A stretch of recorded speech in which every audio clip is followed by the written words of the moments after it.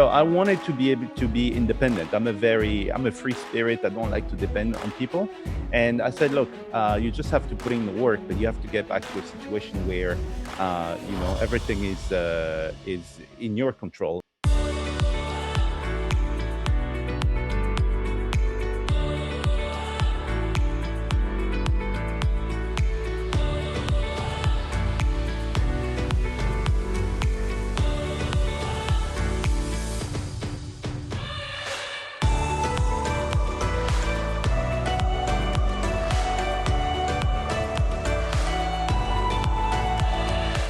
Welcome everybody to Unleash Your Greatness. I'm Adam Platt, and today I've got a guest on. His name is Martin Ebongue, and I'm excited to have him on because he really has an amazing story of going through some difficult times in his life, but also he is an amazing entrepreneur who helps businesses automate their business so that you can have more free time to live the life and do the things that you want to do. So welcome, Martin. I appreciate you being here.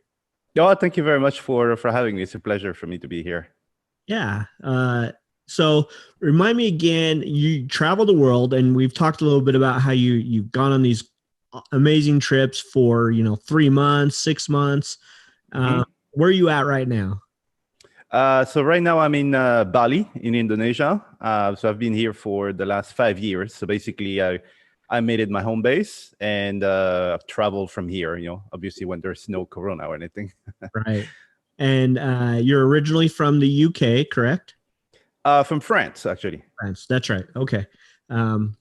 So, and the thing that's amazing or very cool about you being able to travel is you do it because you've automated everything with your business. And so you really don't have a lot of like hands-on, like have to do all this stuff. You basically set it up and it just kind of goes automatically and does its thing. And that's awesome. I think anybody who has a business wants that kind of a lifestyle where they just basically set it up and it goes and it just brings in money and keeps going and going. But it hasn't always been like that. I imagine, and I know we've talked a little bit about your story in the past, and you've had some pretty amazing things that you've had to overcome. So kind of take me back, I guess, to that time where some of those things started happening. I don't want to ruin it because I want you to tell your story of, having to learn how to, basically walk and all those things again, but kind of take us along that journey and to where you got to where you're such a successful businessman. Yeah. It was actually a very challenging time for me, but also, looking back, will be the conclusion is that, looking back, I kind of like glad it happened. So, since I was a kid, I've always been an athlete. So I made, track and field and basketball, handball, and all that kind of stuff. I was always in like the national championships and everything. And when I was 17, I went for a tryout for a professional team in Italy, because I actually grew up in Italy, and my brother was still there. So I had contact with one of the biggest teams actually in Italy, who plays in the EuroLeague, which is the equivalent of the NBA for Europe. So they wanted to draft me and stuff like that. But I felt like, hey, you know what? I would like to go to university for at least 2 years. And then I'll come back, because if anything happens, then I'll have a degree. So anyway, I was just all about basketball my whole life. And eventually, when I came back and I was like 21 something, they told me I was too old. So I never actually made it pro. But still, I just played basketball all the time. And kind of like basketball was something I was known for. There is something that you are known for and becomes your identity. Yeah. So in 2005, I moved to the UK for work, and I went to play, just a pickup game.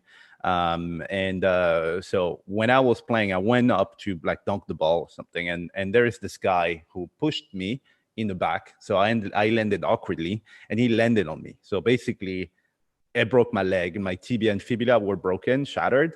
And so I ended up in the hospital. And in the UK, there was nobody. So I didn't know anybody there. I didn't have any family or anything like that. And I just realized that breaking a limb, if you break an arm or a leg, for me it was the same thing. But when you break an arm, you still have the other one. You can still walk. If you break a leg, then you have crutches and stuff. So it was very challenging. I was by myself in a country where I didn't have anybody.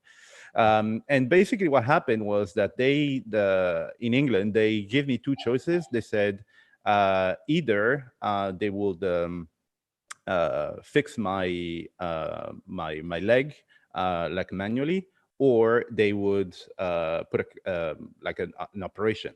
And they say, oh yeah, we can put a cast and something. But anyway, so they didn't do it correctly. So I had 15 degrees angle on my ankle and 10-degree angle on my tibia. And basically ended up in a wheelchair because they didn't do the job properly, and I had to fly back to my parents, so I couldn't walk for a long time. And then as time progressed, obviously because of the angles, things got worse. And eventually I went back to the UK. So I was maybe a year and a half on crutches. And I went back to the UK and I said, look, something needs to be done. And I made the decision to come back to France, and they broke my leg again on purpose just to fix everything. So you can imagine that obviously I couldn't play basketball, which was, my identity was what I was known for. And at that time, the doctors told me, look, you're never going to play basketball ever again. Just do something else, collect stamps or whatever, but you need to stop. And so at that point, I said, hey, you know what? I don't care how much time it's going to take, but I'm actually going to make it.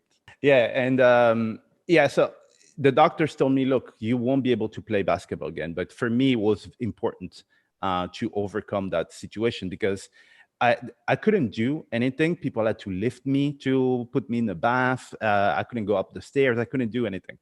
And so I decided that, well, regardless how much time it was going to take me, I was going to make it and play basketball again. I was trying to get at least to the level I used to play with. I used to play before. Okay, it would have been a very different game, but anyway. Sure. So what I did was I found a 24-hour fitness gym, and I used to go there at night when everybody was sleeping, and just with my ball and trying to regain my balance and try to basically just do repetitions, just condition my body to kind of like relearn everything. So that was 4 years after the accident, right? Because for 4 years I couldn't run. Like, for example, if there was a bus that I had to catch or something, I couldn't run because it was also psychological. And then for the next 5 years, what I did is I just went at night, just playing one step, painful step, shoot, two steps, etc., and doing repetitions every day. And eventually, after 5 years of just taking it step by step, baby step, I was able to get back to to playing again, which for me was a revelation that sometimes the odds might seem to be stacked against you, and it looks like an impossible situation. But if you take it one step at a time and just go for it, it's like incremental, small little changes that in the beginning you don't see it. It takes a little bit of time until you see it, but then it starts progressing, and then you end up basically reaching your goal. But you have to take the time and be patient about it. Yeah. So I a couple things there I want to kind of unpack is, number one, what was the main driver of or motivation behind wanting to play basketball again? Obviously, you said it was a part of your identity. It's something you're very passionate about. Is that the only main drivers, or did you just want to really prove yourself that you could do it and defy the odds that they're putting on you? Yeah.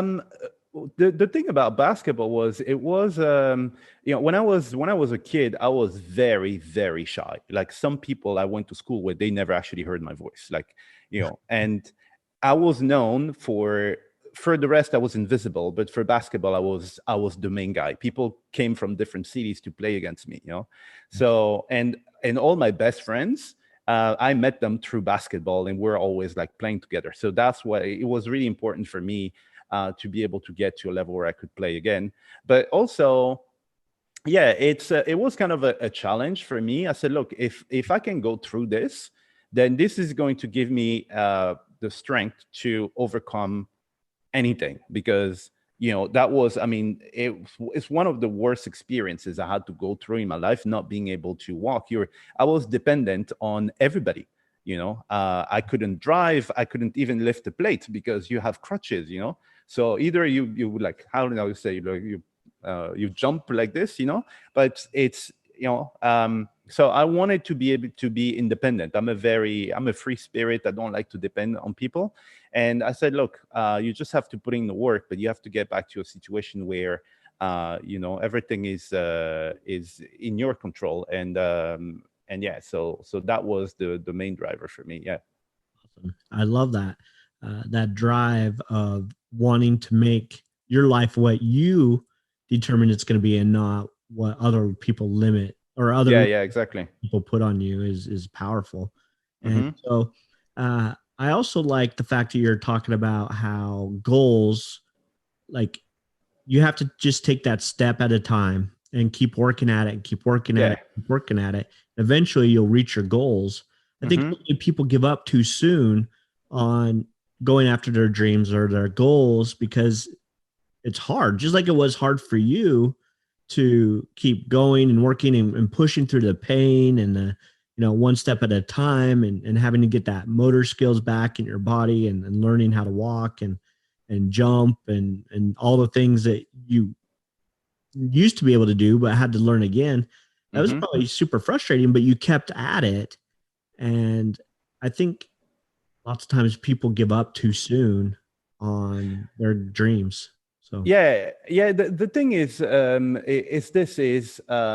those micro steps that you take, you're not going to see the impact right away, right? There's a period of time where it looks like nothing is happening, but there comes a point. I don't know. I think it depends. I think sometimes, for example, even for like dieting or something like this, you might actually start seeing it like 6 months down the road, and then everything will snowball. But just because we're too impatient to see the result now, then we just give up, So yeah, the beginning was very, very hard, but at some point, I just got more confident.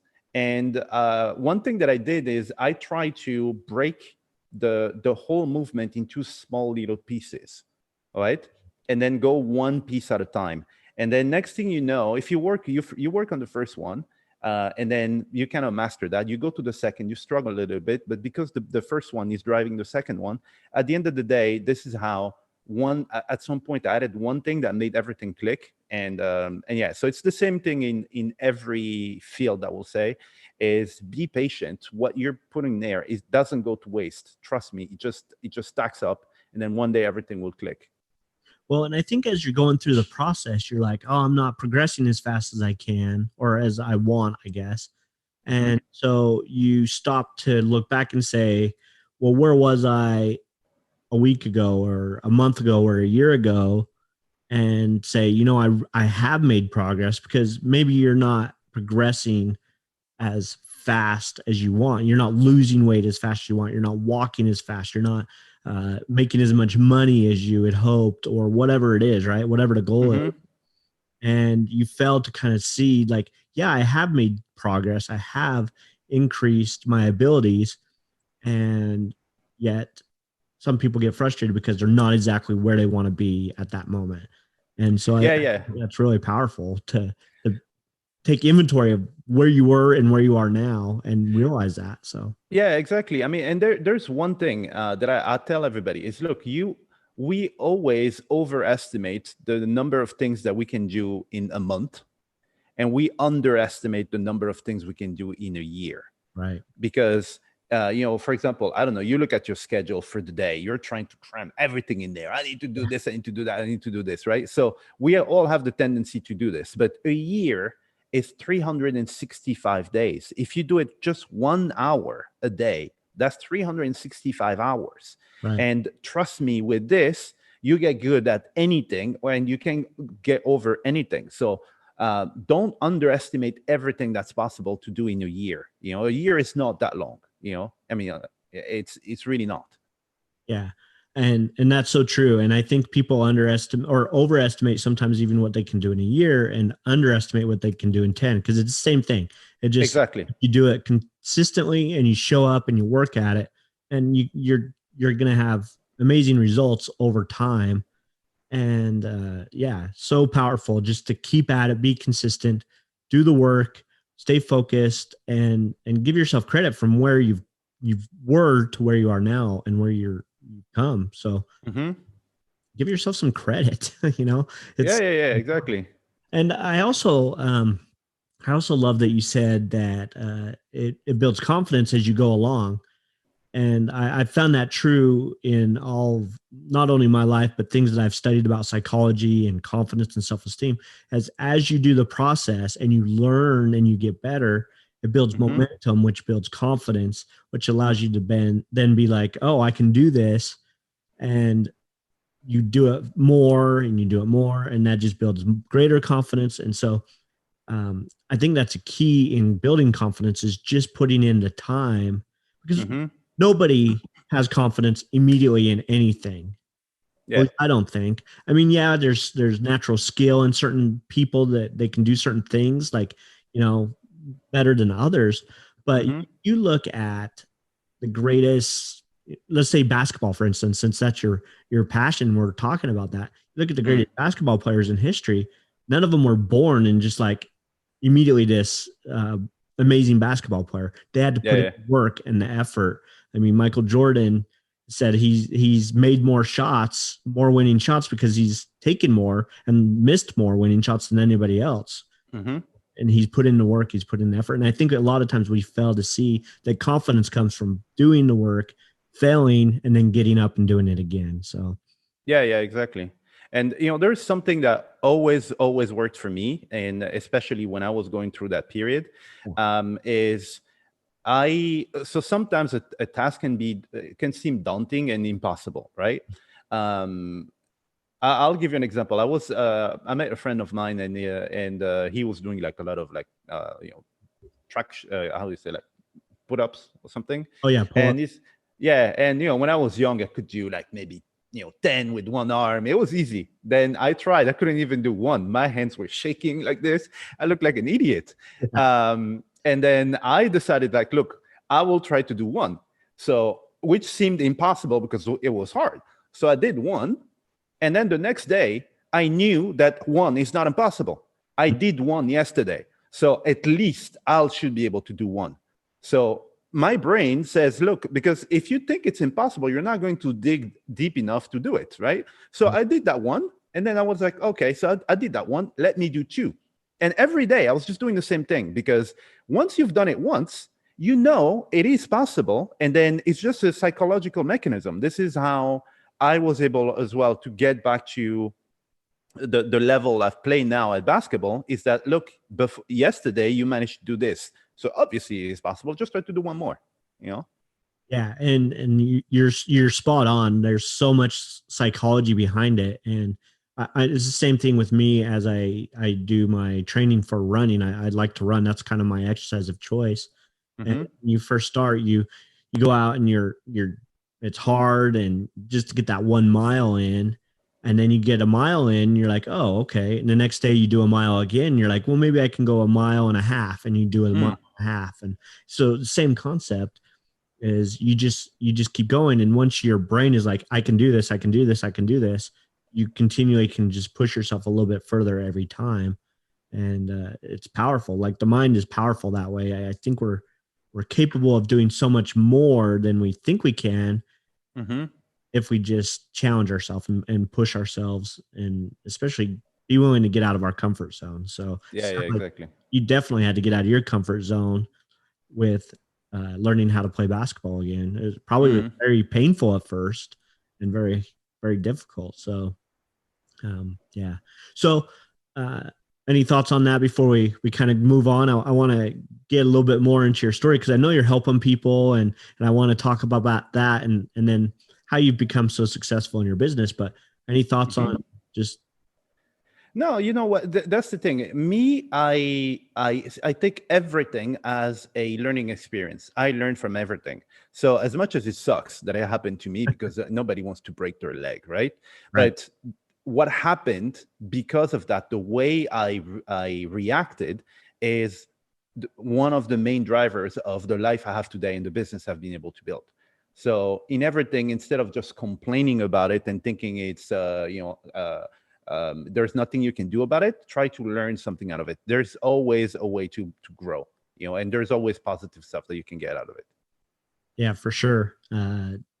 Take those failures, if you will, and try to reframe that as just a learning experience instead of Mm-hmm. failure. I'm awful. I suck. Never going to amount to anything, and just be like, what can I learn from this? How can I move forward? Yeah, love that. That's great perspective. So here you are. You spent 4 years from the time of your accident to now. I play basketball, and now I know you. We had discussed before that you're out there helping other people learn how to play basketball out there in where you're at. You're teaching basketball, you're helping kids grow their confidence with being able to play basketball. So how does that feel to be able to give back in that way? Dude, it changes your whole perspective on life. I have like a direction now. Mm. Not that I was selfish or anything before, but I think helping others, and sometimes you hear people say that they're like, it's complete BS, but it's actually true. So what I'm doing now is I met some wonderful people here who they have a charity, and they're helping orphans here in Bali, basically expand their horizon and learn stuff and meet new people through sport. Because these kids, basically, they have food and the school is paid for, but other than that, they go back to the orphanage. They just sit there. They don't do anything, and in their mind, they had these boundaries of, well, I can be a mechanic if you're a boy, and I can be a maid if you're a girl. That's all they knew, because some of the kids who left the orphanage, that's what they did.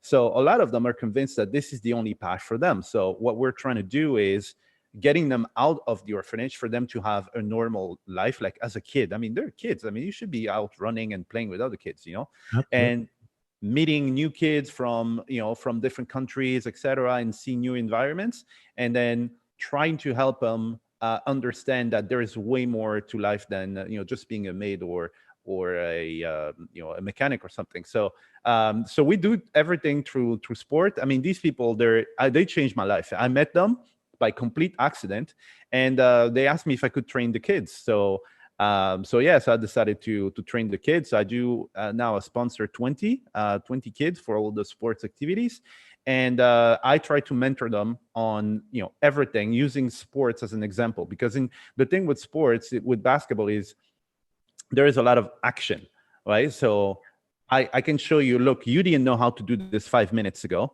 I will break it down for you. I will show you how that works. And then you'll realize that this can apply to any other problem that you have in your life where you think, oh, no, I cannot do it. And thanks to this, I mean, some of these kids, they blossomed and they built more confident, and they were able to achieve a lot of things. Because, I mean, the process is the same regardless the field, right? It's just, micro step, you break it down, and then, hey, I can do this. So it is really cool. It's really rewarding. That's awesome. Uh, that's yeah, fantastic that you're doing that. It's so cool and helping those kids develop that confidence. And you said something there that was really, I guess, kind of struck me is breaking it down into smaller chunks and Hmm. creating a plan on how to get there. And I guess we're kind of going back a little bit to what we were talking about before with goals and stuff, but I think it's the same concept with anything in life is break it down and get the vision of what you want, where you want to go, and then break that down into small steps so that you can then start taking action to achieve what you want to achieve in life. Yeah, yeah. It's here's the thing. Like, for example, this is when I help people, build businesses and stuff. I say, look, if I tell you that you're going to make $100,000 this year, what would you say? They're like, no, it's impossible. I can't. I say, okay, so how many days do you have in a year? So 365. So if you divide 100,000 to by 365, that's $275 a day. All right. So Yeah. all of a sudden it's like, oh, yeah, I could do that. So, but it's 275 with one business. What if you had two businesses that bring 140 a day, and then next thing you know, 140 is not something, it's not impossible. You're like, oh yeah, maybe I can do that. I have a product. Let's say you have a product like $200. You sell one per day. That's it. You're good. At the end of the year, you have 100,000. You know, Yeah. and so this is why this mechanism of breaking it down is super powerful, because it doesn't change the reality of things. Right. It just changes your perspective on what's possible and what's impossible, and then you're going to use your potential. If you think that it's possible, if you think it's impossible, why waste? Why would I waste my time? So Yeah. so that's what I'm trying to apply in everything, even in sports and everything. Yeah. Awesome.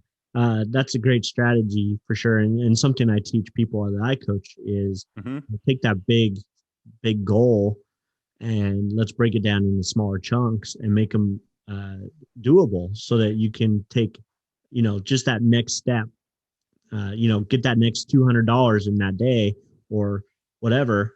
And then before you know it, you're where you want to be. So, Hmm. um, it's just like the old Chinese proverb of journey of 1,000 miles begins with a single foot or single step, right? You Yeah, take exactly. a step and be willing to just go after it. So Hmm. um, that's awesome. So I kind of want to. So it's super awesome that you do that with the kids and everything. I kind of want to go to the business side now because you're successful. You have more time to do the things that you love to do, like help the children at the orphanage and Hmm. mentoring and coaching them, teaching them basketball. And the reason why you have all that time is because you have basically put your businesses, I think, on Hmm. autopilot. You've Yeah, automated yeah. everything. And that's pretty amazing. Again, I think everybody who has a business wants to be able to have that capability where it's just like, yep, I set it all up and then it just goes and every day my bank account gets filled with money and Hmm. I can have the free time to do whatever I want. So Yeah, yeah. that's what you do as your business, right? Yeah. Oh, So all my businesses are set up this way. And I do teach people. I mean, the people I choose to work with, people I feel like, okay, yeah, I think they have the right profile. Then I will teach them what I did. But yeah, it's exactly what you said. Is, what, at some point I realized that the so the people are either after money or after time. yeah, Okay, but if you're, some people have a lot of money but they have zero time because they're working like crazy to get the money. right. And some people have a lot of time, but it's just because they're unemployed, they're completely broke, so they don't have the money. So I was like, hey, I need to find something that's better than this. And what I found was the when you mix the time and the money, for me it's the peace of mind, right? So this is what I have, is peace of mind, and this is priceless. I can go on holiday for 6 months. I don't have to worry about whether the business is running or not. I go to bed, I know stuff is going to be done. you know um, and at the end of the day, I mean, my life is more precious to me than anything. As far as I know, I only have one life. I would like to be able to enjoy it and take the time to do stuff. So that's the reason why I dove like deep into how I can set everything up. But it actually started with one business, where before I started this, I had a business where we were making websites for people. Oh, So basically, we had a client who was paying, let's say, $1,000, and then we had a provider who was doing that for, let's say, $300, and we're in the middle, just organizing everything and taking the 700 in the middle. oh, wow. So I was, yeah, a lot of agencies actually work like this. So you think that they're doing the job, they're just outsourcing it to someone else. Right. Uh, and so we were doing that, and I was doing that with a business partner of mine. But the guy bailed out after, like, I don't know, after 2 weeks. I don't know. he was interested or something. He bailed out, and he was the one who knew anything about HTML, CSS, and all these really scary words I still don't know anything about. And so I ended up with a company that I had to manage. I didn't know anything about it. So basically, Mr. Client is telling me something that sounds like ancient Greek. When you're in the bath and you put your ears under the water, Yes. same. And I was like, huh. So I had to go and tell that to the developer, who tells me, dude, it doesn't make any sense. So anyway, long story short is I said, look, okay, what is the big problem in this company? And the big problem in the company was me. All right, I put my ego aside and I say, hey, it's me. I'm the bottleneck. Everything comes through me. I'm incompetent in that field. I need to get out of it. Mm. And so I found a way to get out of it. So what I did was I purchased maybe 30 licenses of different products like project management and corporation products and all that kind of stuff. And I studied them day and night. And every time I saw a feature that I liked, I wrote it down on a piece of paper. So at the end of the day, I created my own system with the features that I liked from all these other tools. And I created a system that allowed me to make sure that my provider could talk to the client without needing me, and everything was done. And this is when I realized that, hey, you know what?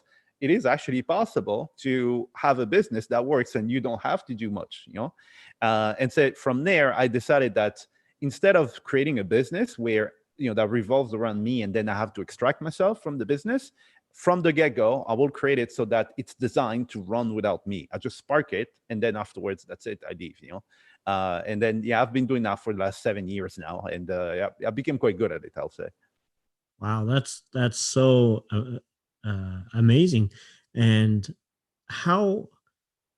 So, what does that mean to you to have the freedom to just, basically you have the time, right? Mm-hmm. And you have the money, which is the two things that everybody wants. But what Yeah. does that mean for you to be able to just, do what you want when you want to do it and not have to worry about doing all this business stuff all the time? Yeah, it's my thing is, people say, what is your why, what drives you, Yeah. stuff, and everybody wants freedom. Okay. But for me, it's the surface. If you ask me, freedom is the surface. It's just a manifestation of something. For me, freedom means that you have a choice. If you don't have a choice, you're not free, And so I'm all about choice. So for example, I have my podcast. My podcast is called Freedom by Choice, because I am a big proponent of having a choice in life. And every day I wake up, I don't have any schedules. I don't have, calls with clients or meetings or anything like this. I wake up and I choose what I will do during the day. So I can choose not to do anything, which is very hard for me. I'm passionate about this stuff, so I like learning stuff. I'm always learning something. So, even if I don't have to work, some people are like, "Oh, dude, you're a workaholic." I'm not. No, I'm not working. I'm learning new stuff because I learn new stuff. I created a new business. I automate it, or I have my team doing it, and yeah. So that's, for me. It's more precious than than money, than a career, than anything. I have a life where I have a choice of what I want to do and what I don't want to do. I don't have to put up with a lot of stuff that people think that, oh, it's part of life. You just have to put up with it. It's for me, it's priceless. It's more important than anything. I think it's the best thing I've done in my life is getting into that position. Yeah, that is, I love the fact that you say that freedom is really choice, because that's so true. When Mhm. you have a choice of, hey, today I want to, and I'm getting this underlying, I guess, topic that it's not because you just sit around and do nothing all day, but you Mhm. can choose what you do all day. Yeah. Yeah, exactly. You don't have to get up at, you know, 6 o'clock, go to a job that you despise or you don't like or doesn't feel fulfilling to you, and then come home and just watch TV all day. You get up and say, hey, I want to learn this new thing. I'm going to jump in and read about it, figure it out, and then apply it. Or, Mhm. and yeah, like, how it really is freedom is just that choice to do whatever you want. And Yeah, yeah, and yeah, exactly. I love and I'm sure you've read the book, but the 4 Hour Work Week by Timothy Ferriss. Hmm.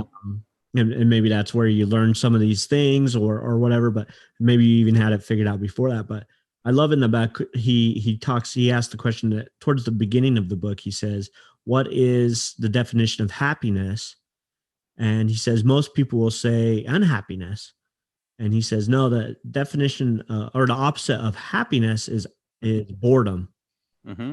And I think that is so true. And pretty much what you're saying is you can choose what you want to do and you don't get bogged down in I have to go to this job every day and be bored or get stuck. And I think that it's powerful to think about happiness in that way, because when you're bored in anything, that's really when you get unhappy. When you're bored in your marriage, when you're bored in relationships, when you're bored in your exercise routine, you're bored in your job and what you do, anything like that is Hmm. it's that's when you become unhappy.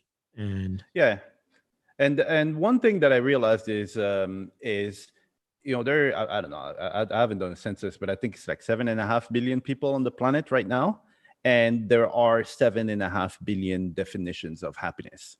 And what I'm able to do is I build the perfect life. So if you ask me, I have the best life on the planet, not because I'm comparing myself to anybody else, but I have the best life for me. I will do my definition is simple: find what you love, do a lot of it. Find what you don't like, do as little as possible. So that's how I build my life. And I'm very happy in my life. Some people will think that my life is very boring. So my girlfriend, for example, I eat the same thing every day. At lunch I have the same thing, at dinner I have the same thing, because it makes my life, I don't have to think about it. I have a message that I copy and paste. I just send it to the restaurant, because I haven't cooked in like 5 years. I just order from the restaurant and stuff. So the having a choice will help you build the perfect life for you. Don't look at anybody else's life, because they're different from you. They're not you. And it helps you actually I'm very happy. I wake up in the morning, I'm happy, man. And as for the 4 Hour Work Week, it's actually the book. This book changed my life. It's a buddy of mine who gave me the book, and he said, "Look, I think you'll love this book." And I read the book. I didn't understand everything, because some things were technical, and at the time it didn't make any sense to me. yeah, But there are a few things that I got out of the book. So the first thing was, if you don't know how to do something, there is always someone who knows how to do it and right. can do it for a good price. All Yeah, right. So that means the limitations that you had in terms of, oh, what can I do? All of a sudden, it became like this. Then the second thing was, you don't need to be a millionaire to be able to travel and have a good life. right. And then the third thing was, don't delay things until you're like too old and stuff to do it. So when I read the book, I said, look, I give myself 4 years, and my life is going to be like him. And then I was able to do it in 3 years, because once I understood that there was and that was maybe the biggest thing that I learned was, you're right now you're navigating in a system, okay, but it's not the only system, because that's all you think that system where you go to school, you get a job, internship, blah blah blah, it's the only system. And then when I realized that, hey, there's another system out there that I didn't see, was right in front of my eyes, then this is when I started looking and seeing things. So Yeah. this book definitely changed my life, and that was the inspiration to get out there and do those things. So now I'm able to, for example, my involvement in the company is zero. I don't spend a single minute working on my main business. I just come at the end of the month asking how much money there is. And then, so I went beyond the 4 Hour Work Week, but that's exactly what sparked it. Wow. So amazing and inspiring to hear somebody who was able to take the principles in that book and apply them and be very successful at it. And um because when I read the book, I'm like, oh, I can see the potential so much in this, and my wife and I are working towards that, to Mm-hmm. where maybe not be completely automated, but to be as um, less involved as we possibly can, so that we can focus on putting content out, working with people, helping people in our business change lives, instead of getting so bogged down in the nuts and bolts of everything in Hmm. business. So definitely a goal of ours. So it's inspiring to me that you were able to take that and apply all those principles and make it work. So thanks for sharing that. That's awesome. Yeah, yeah, no problem. And you know what? At the end of the day, the thing when you look at the book, me the one thing I always remember is you're doing that for your life. It's not for some money or something.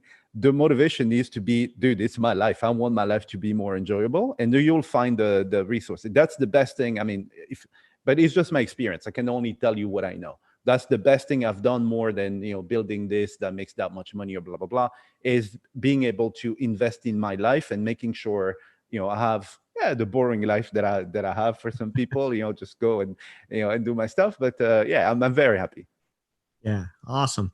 So great. So I know that we have talked a little bit about how you travel the world and you go see all these cool places. I always like to ask, what is your favorite place that you've been to? And maybe Mhm. it's hard to pick, but if you pick just one place, what would it be that you just absolutely love?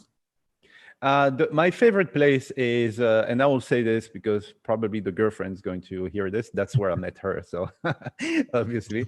But there's, so I'm, my favorite animal is turtles. I love turtles, sea Hmm, turtles, right? cool. And when I was a kid, my brothers told me about this place where you have these big giant turtles who live 300 years, and it's called Galapagos. And this is where Darwin actually went to write the origins of species and the evolution theory. That's where he formulated it, by looking at these animals there, because they were separated from the rest, and you could see the difference. And so, since I was 4, I wanted to go to that island, and I was able to go there. And it was, I mean, for me, it was mind blowing. I was, literally crying. We got on the island. We're on the bus going to the hotel. On the side of the road, I could see this big giant turtle walking alongside the road, and they have everything there. So you're sitting on the bench, and there's a sea lion sleeping next to you on the bench. They have these weird iguanas who they look like some dinosaur or something, but they're vegetarians. So you're swimming, the lizard is swimming next to you, just dives and goes grazing and stuff. And it was, for me, it was the best trip, just also because I'm such a big fan of turtles. I was able to swim, with sea turtles and all that kind of stuff over there. So yeah, I think that will be the best. So Galapagos is it's part of Ecuador. So it's I think east of Ecuador. So you fly from, I don't know, Quito, Ecuador. It's like maybe 2 hours, and it's beautiful, and it's preserved. So they don't let too many people get in every year, and you have the most amazing species of animals that you can't see anywhere else. Wow, that sounds amazing. I'm gonna look that place up for sure. Oh yeah, yeah, yeah. You should. And you said you met your girlfriend there, which is probably even better. So, uh, Yeah, yeah, yeah, yeah. Exactly. great. And yeah, so we've been together like 4.5 years now. So it was 2016 that we were able to go. So we were traveling as a group. I didn't know her or anything before. So we spent 1 month going around Ecuador and to different places.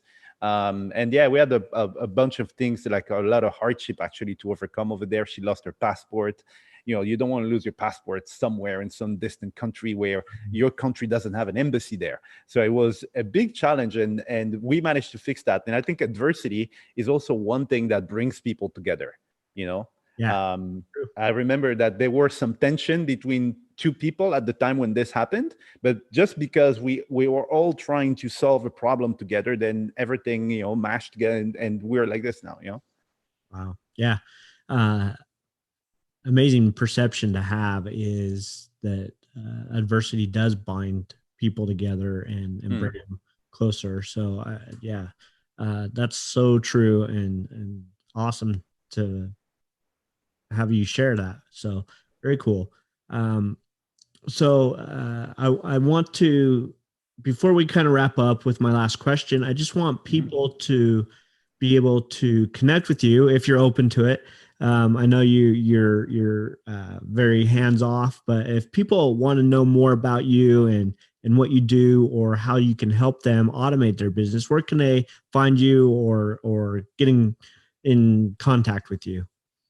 Yeah, so I think so I have my website, which is my name. So I think you can put the link in the so it's martinebongue.com. Yep. So yeah, so you can see kind of like what I do, a little bit of my story, Yeah. and yeah. So this year so my girlfriend, so she's in Europe because she bought an apartment and she's fixing the apartment, and with Corona it's kind of hard Yeah. to travel.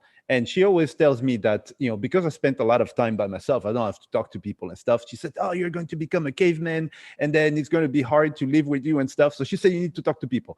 So I decided, you know what? So this year I decided to help more, like, to get on podcasts and to actually do something that I avoided doing, for the longest time is, kind of like consulting and, kind of like talk to people and help them out, people I don't necessarily know. So I'll give you a link. So if anyone is looking to basically get out of their business, and again, I don't, there is no obligation for you to do it, but this is the best thing that you can do for yourself, for your life, is to be able to have your choice and build the life that you want, have more time, whether you want to go out hiking and spending time with your kids or whatever. Yeah. So I'll give you a link. It's I don't know, we get on the call, like a Zoom call like this, and we talk for like, I don't know, like an hour. I think it's an hour, and I try to figure out, okay, what people are trying to achieve, and how I can help them, if I can help them, and then see if that's something that they want to do.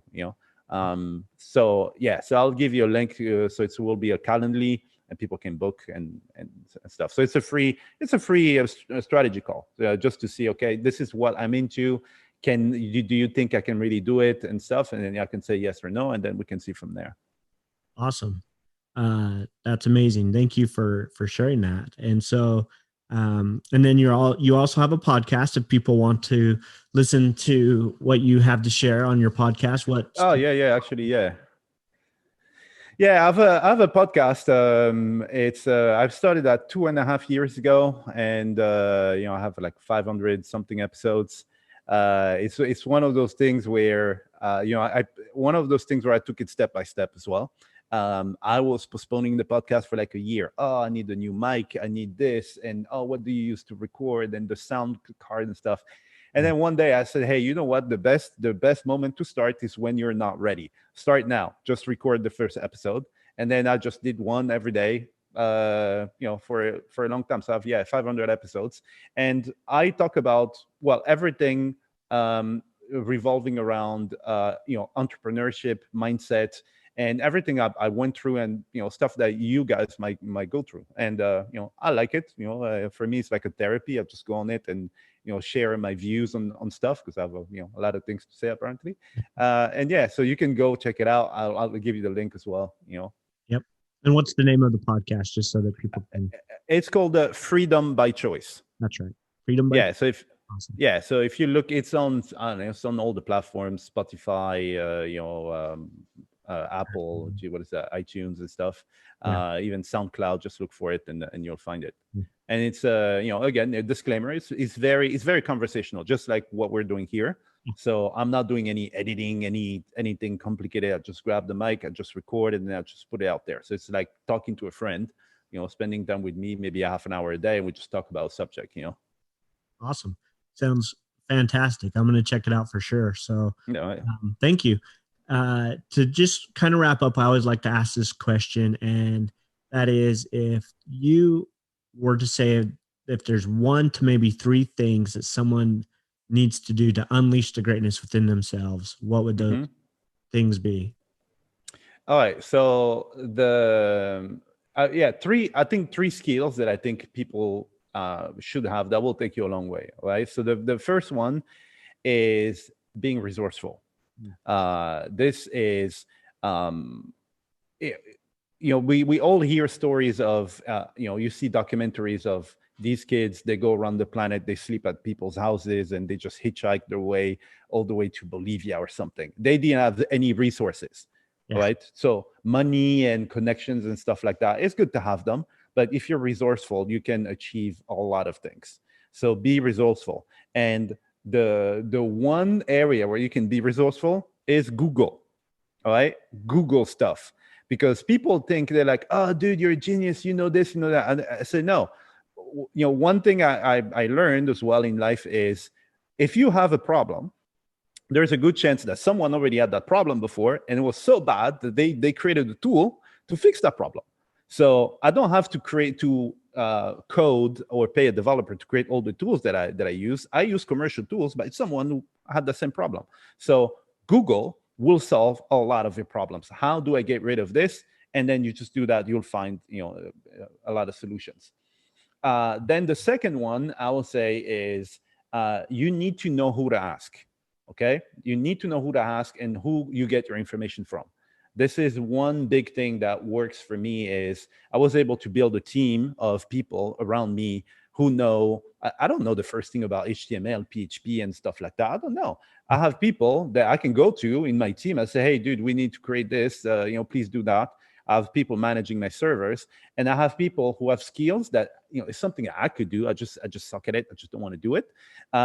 And if you have the right people around you, and you know who to ask, then it is good. That means you don't have to centralize all the information. You can achieve a lot more things. All right. So that worked for me. I have teams in 4 different countries. They're the ones managing the business along with the automation. All right.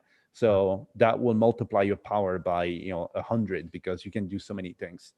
And then the third one is actually this one actually not came up, but I saw an interview of this guy, and it's making decisions.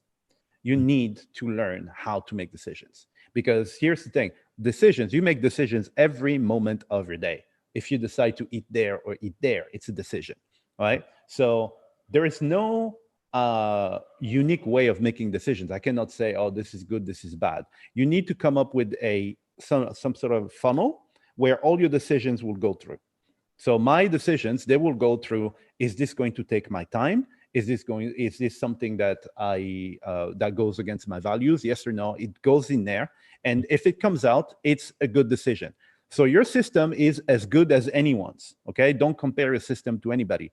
But if you have a consistent way of making your decisions, you'll be able to make them fast. Everything will go in one direction, and this is where you will achieve your goals, because goals is just a series of decisions. Just get good at making decisions. So, for example, the kids. So I created. We started an agency here recently, and I hired 2 kids from the orphanage, and I can teach them how to, I don't know, how to use Instagram or how to use blah, blah, blah, but Instagram may be gone tomorrow. What I do is I bring them with me on the strategy meetings or meetings with clients, and I have them understand why we're going in that direction, what is the thought process, and why we made that decision. I think that's the best skill you can teach someone, more than, okay, you type here and do this and stuff. So if you get good at making decisions, it will take you super, super far. Wow. Yeah, phenomenal. Thank you for sharing those. I love those. Those are amazing tools, and uh, things that everybody can take some note of to get better at and use in their life. So I, for one, have just making a lot of notes, and I obviously I'm going to go back and listen to this interview and make sure to implement some of those things for myself. So thank you for sharing that. I appreciate it. So Yeah. Martin, it's been an absolute pleasure talking with you and spending the time just picking your brain and hearing your story. Like what an inspirational story to go from, can't hardly walk to playing basketball again, helping kids increase their confidence in themselves and their skills, and being very successful as a businessman, and hardly having to do anything and living the life that you want. I just am blown away and so inspired to go and start making a lot of those types of things happen in my life as well. So thank you so much for sharing those. No problem. And you've seen the thing is, it's not impossible. those three things that I said, anybody can achieve them. You don't need to learn how to fly or something. Right. Make the decisions, know who to ask. So and just Google stuff. Anybody can do that. Honestly, if you do this, it's going to make so much difference in your life. And yeah, I really encourage you guys to go out there and try stuff. Yeah. Awesome. Again, thank you so much. I No appreciate you problem. being on the show. And yeah, it's been a great conversation, and I got a lot from it. So, and I know the listeners who are listening will also get a lot from it. So thank you. All Um, right, no problem. and everybody, I hope you'll go and take the things that you have learned from Martin today and start applying them in your life. Take those concepts and go and start living the life that you want, and build the dreams, or make your dreams come true, and live the life that you really want and enjoy. So everybody have a great day and go and be amazing. So thanks. All right, thank you very much.